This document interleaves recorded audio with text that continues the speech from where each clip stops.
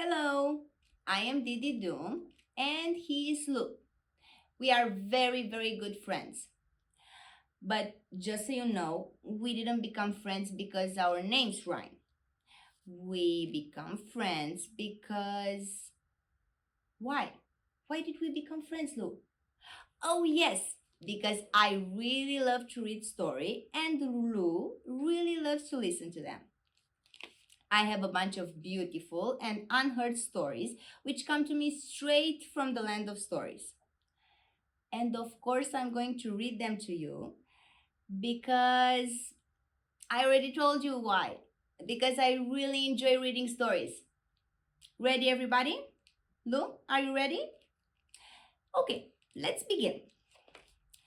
The first story is When Dori Falls Asleep. Long ago, but not too long ago, and far away, but not too far away, there lived a little girl who loved to dream. Dori was the little girl's name, and she didn't just dream during the night, but also as long as the day was. She would stretch out on the carpet, fix her eyes on the ceiling, and escape into the world of dreams. There, she loved the most to fly. Ah, to fly. I really, really want to fly too, Lu. She could put on as she pleased three types of wings: butterfly wings, with which she could reach only above the flowers, bird wings, which took her up near the clouds, and dragon wings, with which she traveled very, very far among the stars. Can you imagine that, Lu? To fly wherever you want, whenever you want? Yes, I can hear you. I know you can do that from an airplane, but it's not the same thing. Okay, let's continue reading. On the day our story begins, Dori set out to put on her dragon wings and fly as far as her wings could take her, to a place she had never been before. She flew and flew until she reached the clouds, then further until she reached the stars, and even further, continuously going further until the earth was left behind smaller than a pea. Then something unexpected happened. She stepped out of her own dream and unintentionally entered another dream, an unfamiliar one, the dream of a witch. Hmm, but Lu, what do witches dream about? You don't know? Neither do I. But let's see. Dori looked around and quickly realized that she was in a small room, kind of a kitchen, full of pots, bottles, and freshly picked herbs. It was warm and smelled of mint and candies. Candies, look, candies. In a corner of the room, the witch was watching her with astonishment. What are you doing here? Who are you? Go back where you came from. I'm Dori, and I don't know how I ended up here or how I could live. Run as fast as you can. Don't waste any more time. Soon it will get cold, and then a huge, enormous mouse will come and nibble on all my enchanted ones. The witch started to cry. It will leave me without any power to live like an ordinary mortal. And you are going to let it happen? Asked Dori. I mean, are you going to stay there in a corner doing nothing? I can't move. That's how it is in this ugly dream. When the mouse is supposed to appear, my legs turn to stone and I can't take a single step, replied the witch. But I can move, said Dori, and I'm determined to help you. Where are the wands? The witch showed her a basket full of magical wands of various colors. Dori approached and examined them carefully. Are they made of candy? Candy. I can't believe it. Why are your wands made of candy? Asked Dori in surprise. Because I'm a good witch. I make magic for children, replied the witch. Okay, strange. But here's what we'll do. We rub all the wands with hot pepper and then we'll wait for the mouse, suggested Dory. Said and done. Dory proceeded to rub each wand with a lot of hot pepper and then she sat down, curious, next to the witch. The mouse didn't keep them waiting for too long. It appeared at the door, squeaked a few times, more comical than scary, and then started nibbling on the wands. Before it could realize the taste, he swallowed all the wands. Then it froze for a moment, swelled up, and pop! It burst like a soap bubble, and there was nothing left of him. Hooray! Hooray! The witch shouted, hopping from one foot to another as once the mouse disappeared, her legs unfroze. Dori, you've saved me from my worst nightmare. How could I reward you? To take me back to my dream. But I don't know how to do that. I can take you to the edge of my dream, and from there, I have no idea. Maybe you return to yours. It was worth a try, so the witch took Dori to the edge of her dream. There was a big hole there. Before saying goodbye, the witch gave the little girl an enchanted wand, which could perform a single spell. With the wand in her hand, Dori jumped into the hole without a trace of fear. However, the hole didn't take her back to her dream, but into another foreign dream, the dream of a dragon. I'm gonna ask, what's the dream of a dragon, Lou? Do you know? No? I don't think anyone knows. What? Lou believes that dragons dream with fire, flames? Let's see. The dragon looked very frightened. That was until it opened its mouth and started to sing. Yes, to sing. This dragon, as scary as it looked, was actually quite silly. He enjoyed singing more than he liked to talk or breathe fire through his nostrils. And his dream was full of sunshine and very colorful. I like it in your dream, said Dori. I come from a nightmare and the beautiful dream was exactly what I needed. It won't be like this for too long, said the dragon. Soon the sun will be covered by clouds. A huge mushroom will appear, growing bigger and bigger until it crushes me completely. Oh, poor dragon. The dragon's voice became very sad, almost a lament. A mushroom? Dori wondered. Why a mushroom?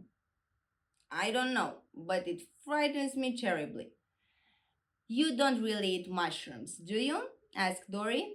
Not really. You should. They are delicious. And then I don't think you can be scared of something you eat. Anyway, even though it's very strange, I'll try to help you. You said the mushroom, when it appears, covers the sun with clouds? Yes, that's what it does, replied the dragon. I think I know why, and I believe I also know how to get rid of it. Dori settled comfortably into a chair, waiting for the mushroom. Not much time passed, and the sun began to be covered by dark clouds until it disappeared completely. Then, in the darkness, the mushroom appeared. Dori took out the wand she received from the witch, twirled it a few times, and commanded the clouds to release the sun and never cover it again. The clouds disappeared as if by magic. And the one too. Mm, a bigger and brighter sun appeared, and its strong light fell directly on the wrinkled skin of the mushroom. The mushroom began to wither quickly until it turned into a pile of dust. Dory collected the dust on a dustpan and threw it outside. Mushrooms dislike the sun and the heat. You would know that if you ever went to school. Dory told the dragon, still amazed by everything that had happened. Anyway, that monster won't bother you anymore. And by the way, you should try eating mushrooms. They are very nutritious and very healthy. Here, I think Dory is absolutely right. Mushrooms are really, really delicious. I would eat one right now. Won't you, Lou? Yeah, I know you like the mushrooms on a slice of pizza, but they're good in any way. Okay, let's get back to the story. The dragon was very happy. Dory, you are wonderful. How can I ever thank you? You can send me back to my dream. And where is that? Asked the dragon. I have no idea. That's unfortunate, said the dragon. I can only take you to the end of my dream, and from there, with a little luck, you might find your way back to yours. Let's try, said Dory. The little girl climbed onto the dragon's back, and he carried her to a huge, enormous door located at the edge of his dream. Before parting ways, the dragon gave her a whistle that she could use to call for help from any animal she needed, but only once. Tori took the whistle and opened the door without a trace of fear. But beyond the door, it wasn't her dream. Instead, it was the dream of a tree. That's really cool.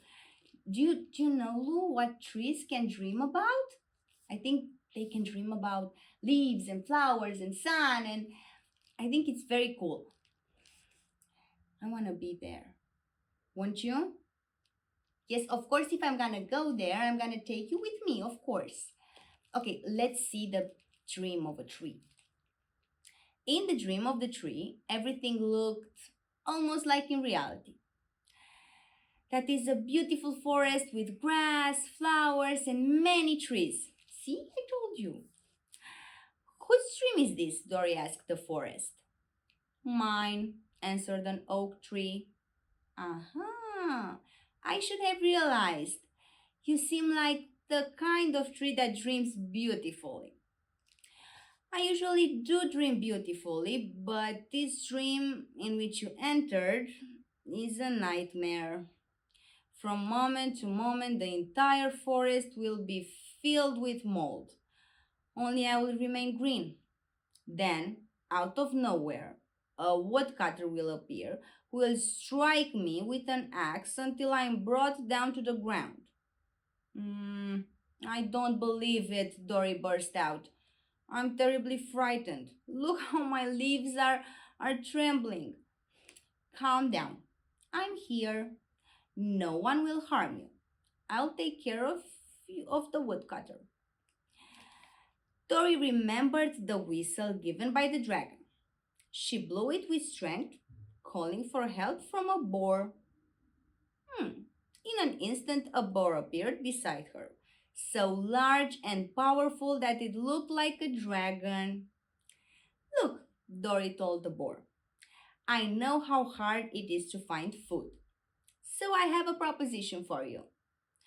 The oak tree will give you its acorns, and in return, you will protect him from being cut down. It's a deal, said the boar happily. Before they could finish talking, the forest began to fade and fill with mold. Then, at the edge of the forest, the woodcutter appeared, a hideous dwarf who dragged an enormous axe behind him. The boar didn't hesitate. He ran towards the dwarf and chased him away in no time. Yay! That hideous creature won't come near you anymore, Dori told the oak tree, which was still trembling. You saved me from my most terrifying nightmare. How can I repay you? You don't have to. And even if you wanted to, you can't, Dora replied. I know you can't take me back to my dream. I can't indeed, as I don't have legs. But the boar can. Your dream begins right at the edge of the forest, the oak tree explained to Dory. How do you know? There is so much joy in your dreams sometimes that it reaches me. I recognized your voice from the moment I heard it. Riding on the boar, the little girl went to the edge of the forest. And there, hop, she jumped on one foot back into her dream. I would have entered in at least two more dreams. In the dream of, I don't know, Lou, a little frog maybe? Or into the dream of a teddy bear? No, no, Lou, not into your dream. A teddy bear in general. But maybe another time we can go together in other dreams. Dory opened her eyes. She felt as thought she had slept for a long time, but in fact, she only dozed off for a few minutes, or at least only a few minutes had passed on Earth. Anyway, from this whole story, Dory understood something very important. The monsters in dreams are just tricksters that you must chase away without any trace of fear. Did you enjoy the story, Lou? Did you like it a lot? It's a very beautiful story. And I think, actually, I'm pretty sure that we have plenty of stories to read. But until the next story, be good and have beautiful dreams. Kiss.